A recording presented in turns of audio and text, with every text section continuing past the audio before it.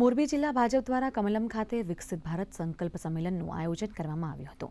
આ કાર્યક્રમમાં રાજ્યમંત્રી કાંતિ અમૃત્યા, પ્રભારી મંત્રી ત્રિકમ છાંગા, પ્રદેશ ભાજપ કોષાધ્યક્ષ મોહન કુંડારિયા, ધારાસભ્યો તેમજ જિલ્લા ભાજપ પ્રમુખ સહિતના મહાનુભાવો ઉપસ્થિત રહ્યા હતા।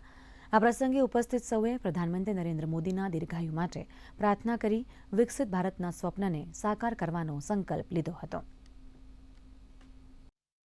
આજે કોઈ એક ઘરની અંદર વ્યક્તિ નથી કે કેન્દ્ર સરકાર અને રાજ્ય સરકારની 2-3 યોજનાઓનો લાભ ન લેતી હોય। આ પ્રકારનું એક નેતૃત્વ દેશને 12 વર્ષની અંદર મળ્યું છે અને એ અવિરત વિકાસ જે છે કે અવિરત વિશ્વાસ જે છે, અવિરત જલ કલ્યાણની યોજનાઓ 12 વર્ષની અંદર આજે જમીન ઉપર જ્યારે ઉતરી છે ત્યારે મને જણાવતા ખૂબ આનંદ થાય। હું દેશના યશસ્વી પ્રધાનમંત્રી શ્રી નરેન્દ્ર મોદી સાહેબને કચ્છ અને મોરબીની જનતા વતી એમને ખૂબ ખૂબ શુભકામના અને શુભેચ્છા પાઠવું છું। નરેન્દ્ર મોદી સાહેબને જે રીતે આ રાજ્ય અને દેશની જનતાએ પ્રચંડ સમર્થન આપ્યું છે અને એ સમર્થનના પરિપાક રૂપે આદરણીય મોદી સાહેબે 12 વર્ષમાં દેશને નવી ઊંચાઈઓ તરફ લઈ જવામાં મહત્ત્વનું જે કંઈ નિર્ણયો લીધા છે એના પરિણામ સ્વરૂપ આજે દેશ વિકાસની ઊંચાઈના નવા શિખરો સર કર્યું છે।